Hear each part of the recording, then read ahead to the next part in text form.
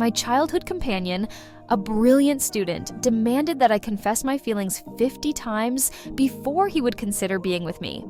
After being turned down 49 times, I finally decided to stop, choosing instead to cherish myself quietly in solitude. Just then, Hunter, the newly acclaimed Go prodigy, embraced me with a look of disappointment. "Mona, could you give me a chance now?" Earlier that day, I had revealed my feelings to Gordon for the 49th time. He smiled gently and gave my head a reassuring pat. "I'm sorry, Mona, but I still can't reciprocate your feelings." Our classmates around us began to taunt me.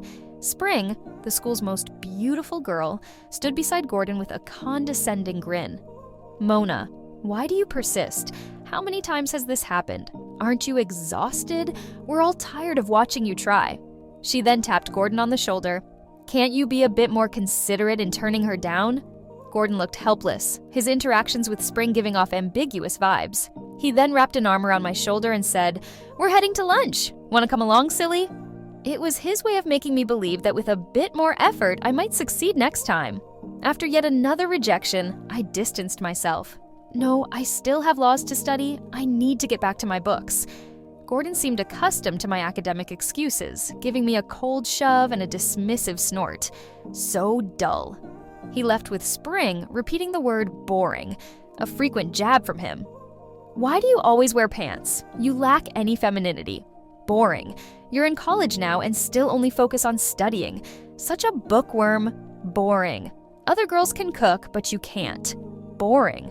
In response, I tried to change my tomboyish ways by wearing skirts and preparing bento lunches, striving to become the sweet and delicate girl Gordon preferred. But it wasn't authentic to me. Removing my bow, I handed the lunch I had made to the janitor sweeping the playground. While studying law in my dorm, a WeChat message from Gordon popped up. His 50th confession attempt. "Don't wear that skirt today. It's too unattractive." Perhaps I delayed my reply, so Gordon sent another message. "My mom mentioned she hasn't seen you lately and would like you to join us for dinner this weekend." Gordon and I had been friends since childhood, and my feelings for him had been long-standing. When I first confessed, Gordon proposed that he would consider a relationship after my 50th confession. However, after being rejected 49 times, I chose to stop. The initial 49 confessions represented my pursuit of love, but the final one was about maintaining my self-respect. Even if he agreed on the 50th attempt, the dynamic between us would remain unequal. I desired to be with Gordon, but my life wasn't solely about him. Those first 49 confessions gradually diminished my feelings for him. Silently, I blocked him on WeChat and returned to my studies. Would Gordon notice? Likely, since he would keep messaging if I didn't respond. But he probably wouldn't mind, given his charming looks and top academic standing attracting many girls. The following day, I donned loose athletic wear for class. Gordon was surrounded by Spring and several other girls, laughing and teasing. When he noticed me, he gave a quick glance before looking away, preferring girls in skirts. "Mona, I heard you confessed again yesterday, and, unsurprisingly, Gordon rejected you." George, sitting behind me, declared loudly. The classroom fell silent, eager to watch the unfolding drama. I turned to see Gordon glancing over, but not intervening. George continued to taunt, "Gordon and Spring are the perfect couple. A handsome guy and a beautiful girl, a natural match. You should stop dreaming." I smirked. "So what? What's it to you? Do you fancy Spring?" George stumbled over his words. "Don't be ridiculous. I'm not as delusional as you. At least I have someone I like and openly pursue. Do you dare to—" George was at a loss for words, his face turning red with anger. Gordon stepped in to defuse the situation. "All right, enough. Class is about to start. Let's move on." He then gave me a meaningful look and sat behind me. I resumed reading while my roommate gazed at me admiringly. "Mona, you're amazing." Previously, to uphold the gentle image Gordon preferred, I remained silent in the face of ridicule, but that was no longer the case. After 2 classes, the announcement came over the loudspeaker. Our department's Go genius, Hunter, had secured another international victory. The school's TV showed footage of Hunter being interviewed by reporters post-victory.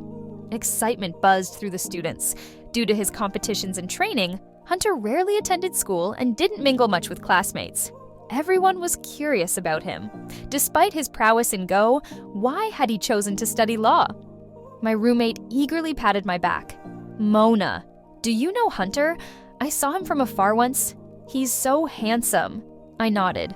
"Yes, I'm familiar with him. He is quite good-looking." George overheard and sneered from behind. "Mona, stop bragging. Hunter hardly attends classes. How could you possibly know him? Or are you shifting your attention because Gordon isn't interested? Don't even think about it. Hunter wouldn't be into you. I've seen him talking to Spring." Spring immediately blushed and responded shyly, "No, it's just that he's more reserved and somewhat familiar with me. I'll talk to him next time. We're all classmates." Meanwhile, Gordon, playing on his phone nearby, didn't say anything. But when he heard George's comment, "Hunter wouldn't be interested in you," he chuckled coldly. I wasn't lying. I did know Hunter. Just the night before, he had held me tightly in a secluded corner upon learning of my 49th rejection. He had immediately flown back, and I could still recall his anxiety when he arrived at my dorm. Hunter's embrace was so comforting that I hesitated to pull away. "Mona, could you give me a chance now?" His voice was gentle and hopeful, contrasting his usually cold demeanor. Since discovering my feelings for Gordon, Hunter had been waiting for my 49th failure, hoping I would allow him a chance. I returned his hug. "Let's see how you perform." Those 4 simple words made him so happy that he spun me around several times. As the classmates continued their lively discussion, Hunter entered through the classroom door, capturing everyone's attention. A friend next to Spring whispered, "Spring, do you think Hunter is here to see you?" Spring's face brightened, but she nervously replied, "Don't say that." Hunter was dressed in a black turtleneck with a trench coat, making his pale skin even more striking and his aloofness more evident. He approached my seat and handed me 2 movie tickets. "Last time you mentioned that if I won the championship, you would reward me. How about we watch a movie together?" Everyone around was stunned, unable to believe that I actually knew Hunter and had a close bond with him. "Sure, meet me at the school gate after class," I agreed. Hunter smiled, nodded, and patted my head. "Make sure to wear something warm. You're not dressed appropriately." He then left contentedly. Immediately, the entire class surrounded me, curious about my connection with Hunter. Even George approached, hoping for an introduction since Hunter was his idol. I simply smiled and responded politely, ignoring Gordon's already angry expression. In the afternoon, while taking notes, I was the last to leave. As I packed up and headed to the door, Gordon blocked my path, using his body to prevent me from exiting. "Mona, what's this about playing hard to get?" I looked into his eyes, questioning his approach. Gordon suddenly grinned as if conceding and pulled out 2 movie tickets, moving closer. "Isn't it just to make me accompany you to some dull romance movie? I really don't get what you girls are thinking." With numerous girls around him, I took a few steps back. "Sorry, I'm busy today. Find someone else." Trying to leave, Gordon grabbed my wrist from behind. "What do you mean?" Without hesitation, I replied, "I already have plans with someone else." At that moment, we both froze. Gordon's smile shifted. "I see. Mona holding a grudge is just boring. Do you really think I care who you go to the movies with? Trying to rile me up with another guy is really immature. Fine, there are plenty of girls who want to go with me. I don't need you." After saying that, Gordon released me and walked away. In reality, I was merely stating the truth without any ulterior motives. It was Gordon who was overreacting. A few years back, when my grandmother passed away, I was her closest companion, a fact Gordon was aware of.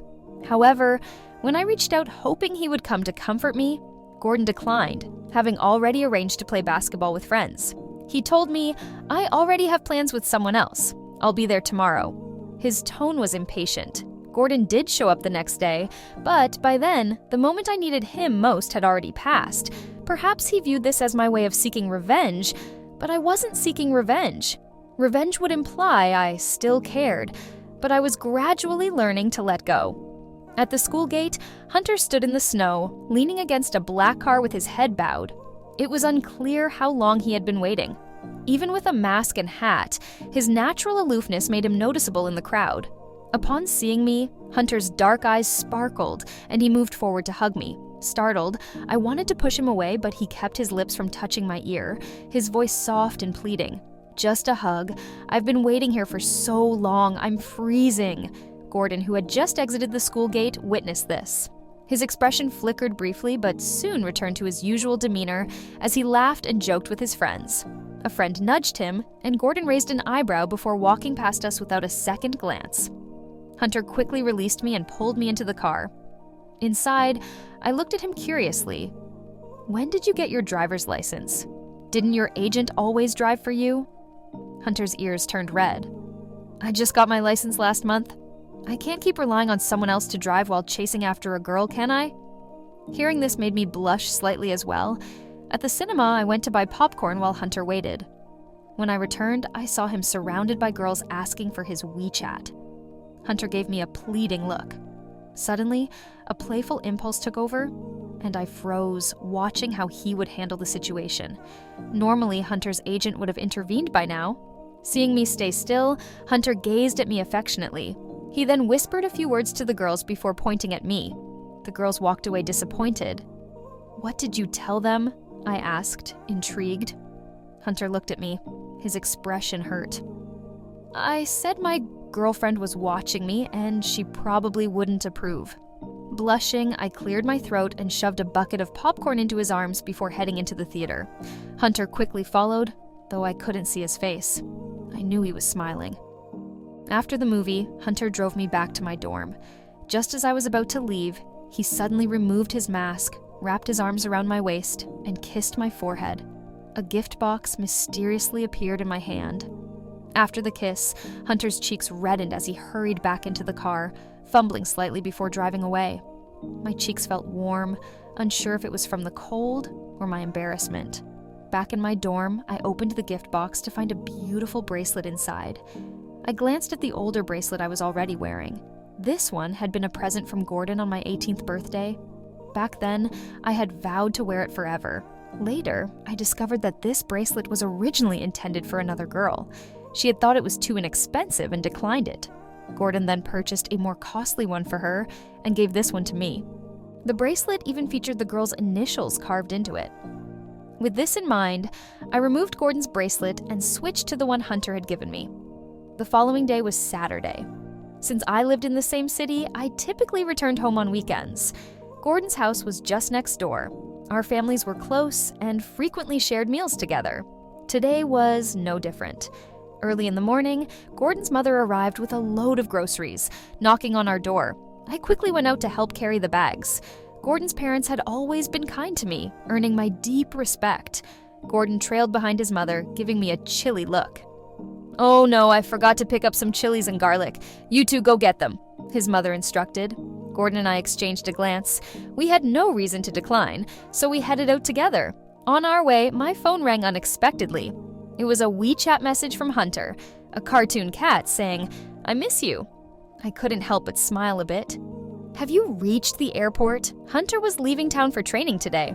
Once he landed, his phone would be taken away, and he wouldn't be able to communicate for several days." "Yes, I'm here," Hunter replied, sending a photo from the previous day where he was kissing my forehead in the snow. Then a voice message followed, sounding cautious. "Mona, my agent sent this today. I don't know who posted it, but it appeared on the school's confession wall. Please don't be upset, okay?" I opened the original image and zoomed in. It clearly showed our profiles, highlighting how close we were yesterday.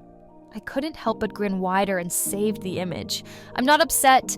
Focus on your training, Hunter. Okay, I'm boarding now," I responded. Adding a playful dog emoji, I chuckled to myself. Was this truly the reserved and composed Genius Go player that everyone talked about? Suddenly, the atmosphere became loud. I looked up to see several girls approaching Gordon, asking for his WeChat contact. Gordon glanced at me, then cheerfully produced his phone. "Of course. It's a pleasure to be added by lovely girls." The girls laughed more at his comment and invited him to hang out. Gordon claimed he was busy and promised to join next time. This scene used to make me feel sad and irritated. Now I could watch it unfold, contemplating how insincere Gordon's smile was. Gordon then leaned in close to me. "Are you upset?" "No," I calmly replied. "Remove me from your blacklist, and I'll delete those two girls' contacts," Gordon stated confidently, as if certain I would comply. I ignored him. Suddenly, Gordon pulled my phone out of my pocket. "Stop being stubborn. Do you really think you can keep me on the blacklist forever? If you unblock me, we can return to how things were." Gordon lifted the phone high. I reached out to retrieve it, revealing my delicate wrist. Upon seeing the bracelet Hunter had given me, Gordon's pupils constricted. He abruptly grabbed my hand. "Where's your bracelet?" While Gordon was momentarily stunned, I took my phone back. "I don't know where I lost it." "Don't know? Didn't you say you always wore it? Think about where you might have misplaced it, and we'll search for it together." Gordon tried to pull my hand to search, but I withdrew. "It's just a bracelet that no one cares about. Why are you so worried?" "What do you mean no one cares? I bought it especially for you." I couldn't tolerate his pretentious attitude any longer and snapped, "The bracelet has initials, Gordon. Do you still dare to claim you bought it just for me?" Gordon was taken aback, perhaps even forgetting who he had originally intended the bracelet for. I turned away. "You go buy the items yourself. I'm going home." Once home, I headed straight to my room. My good mood was ruined by Gordon's mention of Hunter's confession wall. I checked it, perhaps because it was the weekend. Not many people were active. The photo didn't receive much attention, only a few compliments. My mood gradually settled, and I began studying, trying to completely forget the unpleasant events. When my parents called me for dinner, I stayed in. I simply said I was tired and wanted to sleep. On Monday morning, I had classes, so I returned to school early. For some reason, it felt like all my classmates were staring at me, pointing and whispering. Initially, I thought I had accidentally worn pajamas to school. I looked down and saw that I was dressed normally. Entering the classroom, I noticed Gordon holding his phone, staring at me coldly. I glanced at his phone and saw the photo of Hunter kissing my forehead. A girl next to him saw me and loudly told Spring, "Good thing Spring knows what's really going on, or we'd think someone is Hunter's girlfriend. Turns out she's just a clingy girl." Spring smiled awkwardly. "Hunter and I had been neighbors since childhood. We grew up together. Both of his parents are prominent lawyers. He's simply well-mannered and doesn't know how to reject clingy girls. I've spoken with Hunter's mom several times, but he always worries about hurting those girls' feelings." Hearing this, I understood what had happened. Everyone seemed to be waiting for me to explain, but I just sat down without showing any emotion and checked the confession wall on my phone. Initially, many people were supporting us. Late at night, someone posted a long message accusing me of being clingy with Hunter, constantly pestering him. Then many others added that they often saw me sticking around Hunter. They even claimed I was two-timing, confessing to Gordon while also getting involved with Hunter, calling me a scumbag. Public opinion overwhelmingly turned against me. Suddenly, a girl sat next to me. "Mona, you really are a clingy girl. You used to pester Gordon and now you're chasing after Hunter. I suggest you give up. Hunter will never like you. He prefers girls like Spring who come from good families." Others joined in. "Yeah, if Hunter really liked Mona, he would have clarified by now. All this drama shows he doesn't care about her at all." Spring approached Gordon's seat and glanced at him. "Don't say that. Even if Hunter likes me, I still have to consider it." I didn't respond. I simply picked up my book and began reading.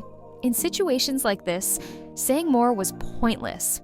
People would only believe what they wanted to believe. Final exams were next month, and I needed to maintain a high GPA to achieve my goals for the upcoming semester. Suddenly, Spring exclaimed in surprise, "Gordon, is this for me? How did you know I love this brand of chocolate?" Spring noticed a beautifully packaged box of chocolates on Gordon's desk and was about to open it. Gordon quickly snatched it away. Spring was taken aback. Gordon patted her head. "Be good. I'll buy you something better next time." Even Spring, though slow to catch on, realized the chocolates weren't for her and looked slightly embarrassed. "Oh, it's fine. I've had enough chocolate lately anyway." Gordon placed the chocolates on my desk. "I don't like eating them, so they can go to someone else." Everyone was surprised, not expecting Gordon to make a gesture of peace. This was the first time Gordon had initiated an apology to me. In the past, I was always the one to reconcile after a disagreement. Spring's expression became awkward, but she forced a smile. After everything that happened, Mona could use something sweet to cheer her up. I pushed the chocolates away and responded coldly, "I'm not a trash can. Don't give me things you don't want."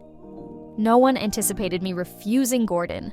Gordon picked up the chocolates, anger evident on his face, but he couldn't show it publicly, so he gritted his teeth. "Fine, to prove I didn't want them." Gordon walked over to the trash can and discarded the chocolates. Spring's face turned even more sour since she had shown interest in those chocolates, and now Gordon had thrown them away instead of giving them to her. I thought the situation would soon settle, but it only escalated, even spreading beyond the school. Almost everyone knew about it, and I felt the stares and whispers wherever I went. However, this didn't bother me. I continued focusing on what I needed to do, ignoring others' looks. Until one day I returned from the library restroom and found a note filled with insults on my desk. I glanced around but didn't spot anyone acting suspicious, so I quietly slipped the item into my bag. Eventually, the situation caught the attention of the school administration. The counselor summoned me for a discussion. I fully trust that you had nothing to do with this, but since the entire school is buzzing about it, to protect your mental well-being and to resolve things swiftly, how about taking a week off to relax at home? I felt the counselor genuinely cared, understanding that university counselors fear students encountering problems. Nevertheless, I declined calmly and firmly. I won't go home. This issue doesn't bother me. If there's nothing else, I'll head to my PE class now. Realizing I wasn't going to change my mind, the counselor let me leave. When I headed to the gym to gather some equipment, I ran into Gordon standing quietly in a corner. Up until then, I had almost been ignoring him completely. It was becoming obvious that Gordon was getting more agitated and his temper was increasingly unstable. I planned to continue disregarding him, but he grabbed my arm. Arrange a time for the 50th confession and I'll agree. Then the rumors will naturally die down. I pulled away. No need, I'll handle it on my own. My confessions ended after the 49th one. Gordon's eyes flashed with hurt before he sneered. Mona, how long are you going to play these games? Or do you genuinely want to be with Hunter, hoping he'll come to your rescue? Stop fantasizing. If he truly cared about you, he wouldn't have been absent for so long. With his status, he's interacted with all sorts of women. How could he possibly be interested in you? I didn't reply and walked right past him. I knew Hunter had been training recently and was unaware of the developments. But even if he knew, what could he do? If he wanted to speak up, his manager likely wouldn't permit it. On Saturday morning, although I usually didn't sleep in, my roommate was shaking my bed vigorously to wake me up. Mona, stop sleeping. Check out this video. Reluctantly, I grabbed my phone and saw it was an interview with Hunter. In the video, he was showing the reporter how he uses his phone's notepad to record ghost strategies. The camera captured Hunter's phone wallpaper, a picture of him kissing my forehead. A sharp-eyed reporter immediately inquired, "Who's the girl in the wallpaper? Is she your girlfriend?" Hunter, who seldom smiled on camera, did so this time. "Not yet, but I'm working hard to pursue her. I hope she becomes my girlfriend in the future." Hearing this, I was fully alert. I saw that Hunter had messaged me that morning. "Got on the plane, wait for me," followed by a frantic running dog emoji. I quickly gathered my things and headed to the library. Along the way, people still whispered about me, but instead of the disdainful looks from before, there was now a touch of envy. I studied until evening when my phone buzzed with a WeChat message from Hunter, "Waiting for you at the library entrance," accompanied by a longing dog emoji. I packed up and went out, spotting Hunter in the corner. He looked thinner from not seeing him for a few days, indicating the training had been tough. As I approached, Hunter rested his head on my forehead. I reached out to support him. "What's wrong?" "Don't move. Let me recharge." His warm breath brushed against my neck, making me giggle.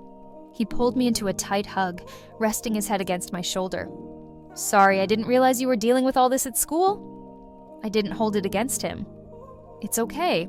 I already reported it to the police. When you're in trouble, call the police."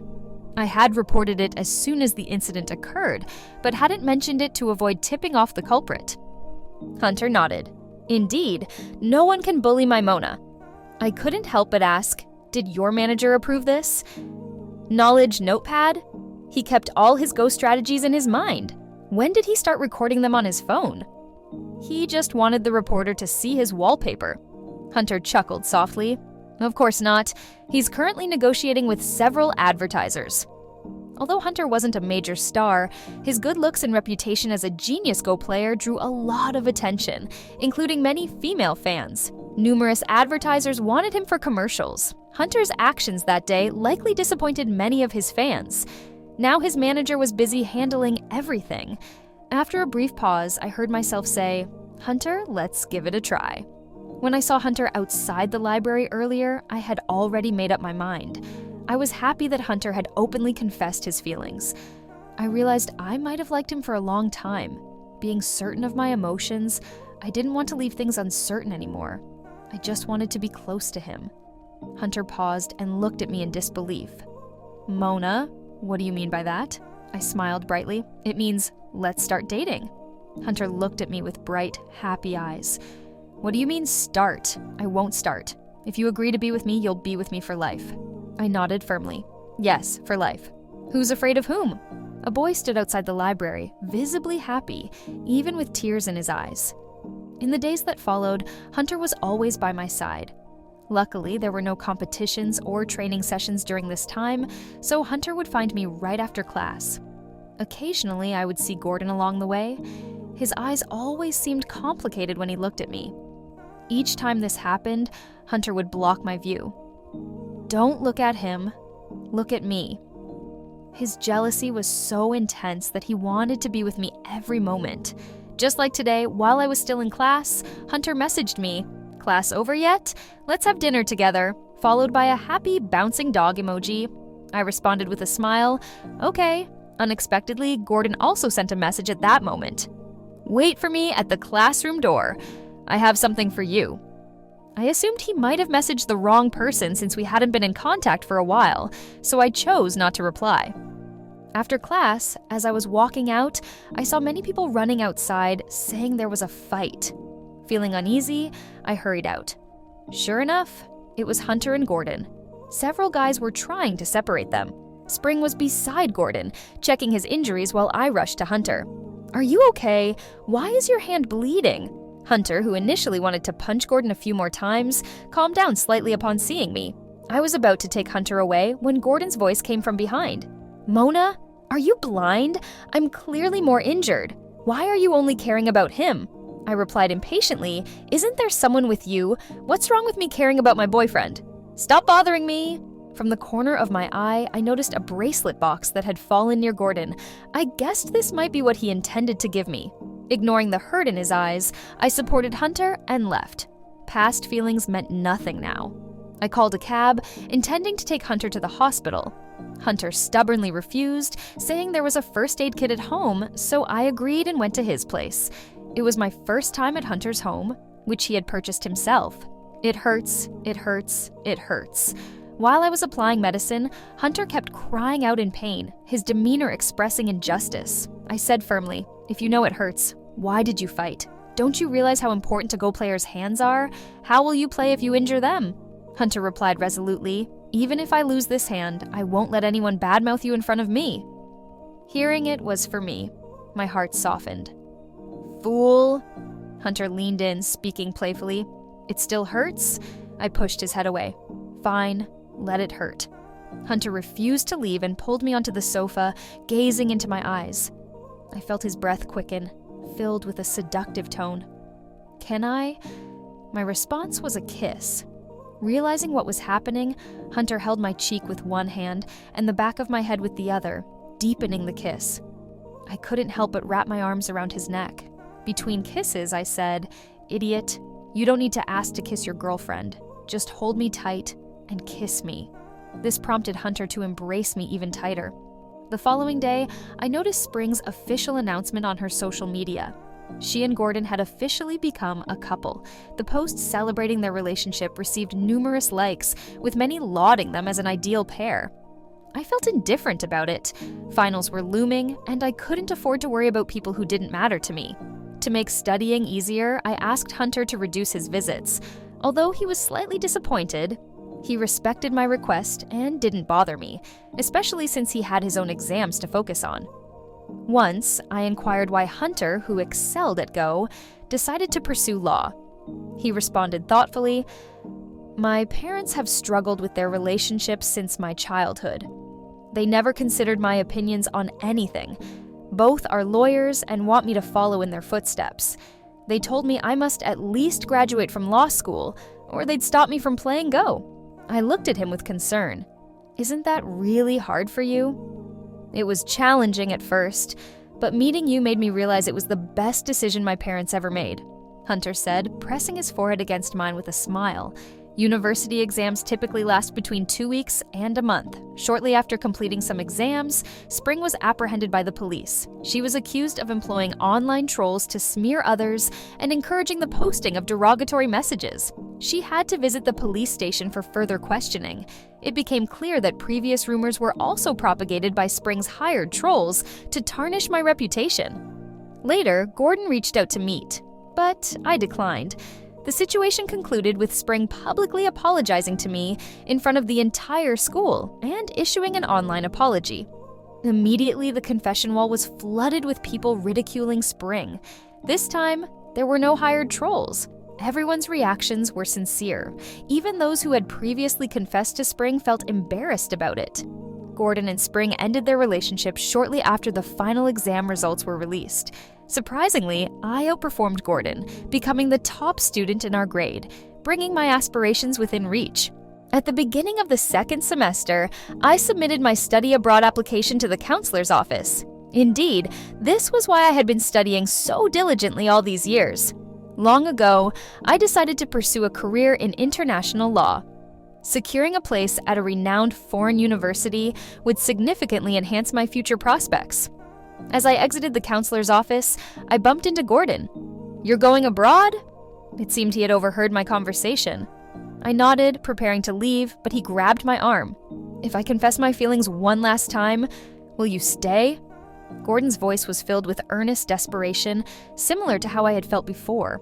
I shook my head. "Gordon, it's too late. I've decided to go abroad a long time ago." He released his hold, seemingly relinquishing his lingering obsession. That evening, Hunter's manager contacted me. Hunter had gotten drunk and kept calling out my name. I struggled to get him home. Normally, Hunter handled his drinking well. Even when intoxicated, he would cling to me, referring to me as his wife. "Why did you drink so much?" I asked gently. Hunter pointed to his chest. "It hurts here. My wife is going abroad, and I won't see her. It hurts." It felt as though my own heart was being pierced.